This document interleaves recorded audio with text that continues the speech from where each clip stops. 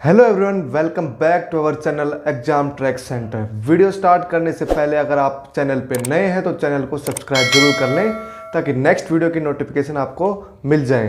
देखो, इस वीडियो में हम करेंगे वेक्टर को कंटिन्यू। वेक्टर 10.4 एक्सरसाइज हम कर रहे थे, तो 10.4 का 7th क्वेश्चन हम करेंगे। अब 6 क्वेश्चन हमने कर लिए थे, तो 7th क्वेश्चन देखो क्या है। हमें गिवन क्या है कि ए बी सी और 3 वेक्टर्स गिवन है, उनके जो है वैल्यूज भी गिवन है। Then show that A cross B plus C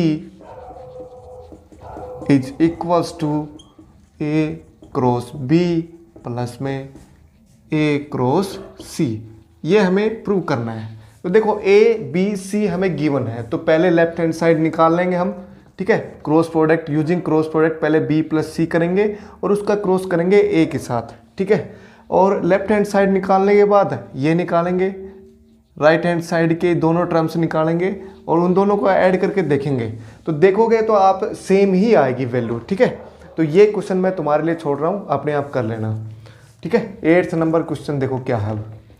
8th number question क्या है। If A vector is a zero vector and B also zero vector, A zero और B vector zero vector, then A cross B is zero. देखो, ऐसा ही question एक dot product में भी आया था, A cross B is zero vector. देखो, ये दोनों अगर ट्रू होंगी या इनमें से कोई एक ट्रू होगा तो ये तो होगा ही, क्योंकि अगर इनमें से एक भी जीरो हुआ तो उनका क्रॉस प्रोडक्ट भी जीरो ही आएगा। अब नेक्स्ट क्या लिखा है, is the converse true. Converse true का मतलब अगर ये ट्रू है तो ये ट्रू होगा क्या, बताओ जरा। देखो जरा इसको, देखो ए क्रॉस बी की वैल्यू निकालो, A B sine theta multiply by normal vector, ये इसकी डेफिनेशन होती है, बेसिक डेफिनेशन। अब A cross B zero vector है, इसका मतलब क्या हुआ, या तो ये जीरो है या फिर ये जीरो है या फिर ये जीरो है। अब देखो, हमें चेक करना है कि ये दोनों जीरो होंगे तभी जीरो होगा क्या, नहीं। एक कंडीशन और है, अगर ये टर्म जीरो हो रही है तो उस केस में भी क्रॉस प्रोडक्ट जीरो वेक्टर ही आएगा। ठीक है, तो कन्वर्स जो है हमेशा ट्रू नहीं है। ए क्रॉस बी अगर जीरो है दैट डज नॉट मीन कि ए इक्वल्स टू जीरो और बी इक्वल्स टू जीरो, ये इसका मतलब नहीं है। कुछ और भी हो सकता है, क्या कि साइन थीटा जीरो हो सकता है, थर्ड फैक्टर ये भी है। अगर ये जीरो हो सकता है तो भी ये जीरो हो सकता है। तो converse need not to be true, ये लिखेंगे हम। ठीक है, ये आंसर हो गया। एग्जाम्पल आंसर देना है। एग्जाम्पल कैसे दोगे भाई, कोई भी दो वेक्टर दे देना जिनके बीच में एंगल कितना हो, जीरो वेक्टर, जीरो हो, 0 डिग्री हो। दो वेक्टर कौन से होंगे फिर, वो पैरेलल वेक्टर होंगे। कोई भी दो कोलिनियर वेक्टर दे दो। कोलिनियर वेक्टर कौन से होंगे, जिनके जो डायरेक्शन कोसाइन जो है, डायरेक्शन रेशियो जो है वो प्रोपोर्शनल होंगे। तो 4i2 से मल्टीप्लाई कर दो जस्ट सिंपल इसको, 6j प्लस 8k। तो ये दोनों वेक्टर ऐसे हैं जिनके बीच में एंगल कितना है, 0 डिग्री है। ठीक है, तो इस केस में भी ए क्रॉस बी एक जीरो वेक्टर ही आएगा। तो ये हमारी कंडीशन ट्रू नहीं है कि ए क्रॉस बी अगर जीरो वेक्टर है तो ए या फिर बी इनमें से कोई एक जीरो होना जरूरी है। ये ट्रू होगा नहीं, हमेशा ट्रू नहीं होगा, किसी केस में हो सकता है। ठीक है, तो इस आंसर, इसके क्वेश्चन में होगा answer no, this is not always true. ठीक है, नेक्स्ट क्वेश्चन देखो अब क्या है। देखो, इसके लिए जरा थ्योरी पढ़ते हैं। Find the area of triangle. अब ट्राइंगल निकालना है हमें, ट्राइंगल का एरिया निकालना है। देखो, एक ट्राइंगल मैं बना लेता हूँ, ये ए बी सी, इसका एरिया हमें निकालना है। तो एरिया के लिए क्या करना है, हमें दो एडजेसेंट साइड ले लो, कोई भी दो एडजेसेंट वेक्टर ले लो, साइड नहीं लेनी, दो एडजेसेंट वेक्टर ले लिया मैंने। ठीक है, इसको मैंने मान लिया ए और इसको मैंने मान लिया बी। तो इस ट्राइंगल का एरिया क्या होगा, सिंपली हाफ ए क्रॉस बी वेक्टर। ठीक है, तो यहाँ से ए क्रॉस बी का मोड है, मैग्नीट्यूड है। ठीक है, ए क्रॉस बी निकालना है पहले, फिर उसका मैग्नीट्यूड करना है और उसको 2 से डिवाइड करना है, तो वैल्यू आ जाएगी एरिया ऑफ ट्राइंगल। देखो, नेक्स्ट क्वेश्चन में क्या है, पैरेललोग्राम है एक। पैरेललोग्राम का एरिया क्या होगा, सिंपल। पैरेललोग्राम क्या होता है, जिनकी आमने सामने की जो साइड है वो पैरेलल हो। तो उस केस में दो एडजेसेंट साइड अगर गिवन होंगी हमें, तो उनका जो है पैरेललोग्राम का एरिया जो होगा वो होगा सिंपली उनका क्रॉस प्रोडक्ट 2 से डिवाइड नहीं करना है इसमें। ठीक है, तो ये दोनों फॉर्मूले लगेंगे अगले नेक्स्ट 2 क्वेश्चंस में। चलो लगाते हैं इसमें। देखो ए बी सी तीनों पॉइंट गिवन है, क्वेश्चन नंबर है 9th number. A B C 3 point given है मेरे पास, मैं लिख देता हूँ इनको 1 1 2 एंड बी है 2 3 5 और सी है 1 5 एंड 5। ठीक है, यहाँ तक सी है। अब हमें क्या निकालना है, दो वेक्टर निकालने हैं एडजेसेंट वेक्टर, तो बी ए निकाल लो और बी सी निकाल लो। तो बी ए वेक्टर कैसे निकलेगा, देखो a माइनस में b, तो a का कंपोनेंट माइनस b का करना है, तो 1 माइनस 2 कितना होगा -1 i, 1 माइनस 3 तो माइनस का 2j, 2 माइनस 5 तो माइनस का 3k। ठीक है, एक b एक वेक्टर ये आ गया हमारे पास। बी सी वेक्टर और निकालो जरा, क्या आएगा देखो, c माइनस b करना है, तो 1 minus 2 simple minus i and 5 minus 3 2 5 minus 5 0। तो ये दो एडजेसेंट वेक्टर आ गए। ठीक है, तो इस ट्रायंगल का एरिया क्या होगा, area of this triangle, area of this triangle A B C क्या होगा, सिंपल हाफ इनका cross product B A cross B C का क्रॉस प्रोडक्ट। ये निकाल लोगे, क्रॉस प्रोडक्ट निकाल लोगे, नहीं निकाल लोगे तो मैं करवा देता हूँ। देखो बी ए क्रॉस बी सी कैसे निकालेंगे, जैसे हमने क्रॉस प्रोडक्ट किया था यूजिंग डिटरमिनेंट के केस में, सिंपल वैसे ही करना है इसको भी। बी ए के वेक्टर कंपोनेंट देखो क्या है, -1 -2 एंड -3, -1 -2 एंड -3। बी सी के -1 2 एंड 0। ठीक है, तो इसको सोल्व करना है और उसका मोड मैग्नीट्यूड निकालना है हमें, और 2 से डिवाइड कर देना है, आंसर आ जाएगा इसका एरिया ऑफ द ट्रायंगल का।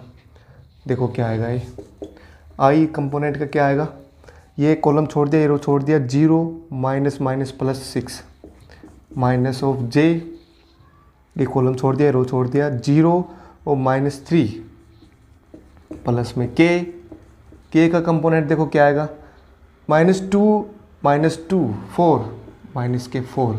अब इसका हमें मॉडुलस निकालना है, तो एरिया ऑफ द ट्रायंगल क्या होगा, एरिया मैं लिख रहा हूँ 2 से डिवाइड करना है इसको और इसका मॉडुलस लेना है, तो मॉडुलस कितना होगा भाई 36 मैग्नीट्यूड प्लस 9 प्लस 16, तो कितना आ गया ये 51 आ गया, 51 आ गया या फिर कुछ और आ गया, 36 प्लस 9 45 51 61 आ गया, 61/2 ये आंसर आएगा। ठीक है, ये क्वेश्चन हो गया एरिया ऑफ द ट्रायंगल का। नेक्स्ट देखो इसमें क्या है, अब एरिया ऑफ पैरेललोग्राम का है, ये क्वेश्चन तुम्हें अब खुद करना है।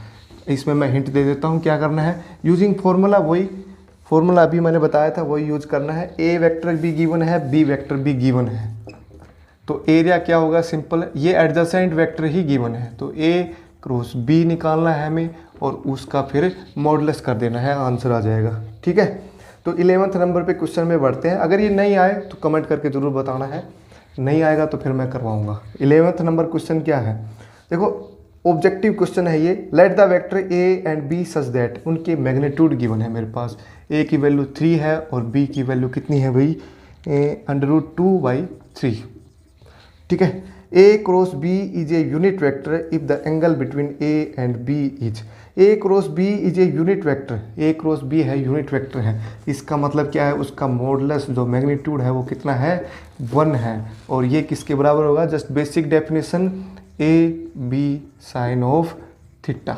ठीक है, यहाँ तक सही है। नॉर्मल वेक्टर का मॉडुलस करेंगे तो 1 आएगा, तो 1 is equals to A B की वैल्यू पुट करो 3 इंटू में √2/3 साइन ऑफ थीटा, और यहाँ से थीटा आ जाएगा, फिर साइन थीटा आ जाएगा 1/√2 एंड थीटा आ गया यहाँ से 45 डिग्री, या फिर मैं कहूँ π/4। तो ये कौन सा आंसर है इसमें भाई, π/4 बी आंसर है, तो बी ऑप्शन इसका सही होगा। ठीक है, समझ में आ गई है। 12th नंबर देखो क्या है, area of rectangle having vertices. अब एरिया ऑफ रेक्टेंगल निकालना है हमें, सिमिलर निकालना है जैसे ही हमने पैरेललोग्राम में किया था। पैरेललोग्राम में क्या नहीं, फार्मूला लिखा था बस, तो वही फार्मूला यूज करना है हमें। एरिया ऑफ रेक्टेंगल, दो एडजेसेंट साइड लेनी है तुम्हें, बस उनका क्रॉस प्रोडक्ट करना है, हो जाएगा question. A B C D ले लिए मैंने, तो दो एडजेसेंट वेक्टर ले लो कोई भी, बी ए और बी सी ले लो। तो ए के कंपोनेंट में लिख देता हूँ जरा क्या क्या है, -1 हाफ 4, बी के देखो क्या है 1/2 4, सी के देखो क्या है 1 -1/2 4, डी के देखो क्या है -1 -1/2 एंड 4। इसका हमें एरिया निकालना है, तो बी ए वैक्टर निकाल लो और बी सी वैक्टर निकालो। तो बी ए वैक्टर देखो क्या आएगा, ए माइनस में बी, तो इसका माइनस इसका करना है, तो -1 और -2 हो गया, हाफ माइनस हाफ 0 हो गया, 4 - 4 भी 0 हो गया। तो बी ए वैक्टर तो यही आ गया। बी सी वैक्टर देखो क्या आएगा अब, सी माइनस बी, 1 - 1 0, -1/2 एंड -1/2, तो ये बन गया 1 माइनस ऑफ जे, 4 - 4 बन गया के। अब इन दोनों का क्रॉस प्रोडक्ट कर लो। मैट्रिक्स लगाने की जरूरत है ही नहीं इसमें, तो सिंपल आप कर सकते हो। कैसे करेंगे देखो, अभी मैं करता हूँ। माइनस माइनस तो हो गया प्लस 2i क्रॉस में जे, अब i क्रॉस में जे क्या बनता है भाई, के बनता है। साइक्लिक रोटेशन अगर आपने फिजिक्स में भी पढ़ा होगा 11th क्लास में, i से j की तरफ जाएंगे साइक्लिक रोटेशन तो के आएगा पॉजिटिव साइन। अगर साइक्लिक रोटेशन होगा, क्लॉकवाइज रोटेशन होगा तो प्लस साइन आता है। अगर उल्टा हो i क्रॉस के हो तो माइनस जे आता है। ठीक है, यहाँ तक क्लियर है बात। अब देखो इसका मॉडुलस करना है, मैं मॉडुलस करोगे तो इसका भी मॉडुलस होगा और इसका भी मॉडुलस होगा, तो सिंपल क्या आंसर आ जाएगा, 2 आंसर आ जाएगा। कौन सा आंसर है, ऑप्शन सी आंसर है इसका।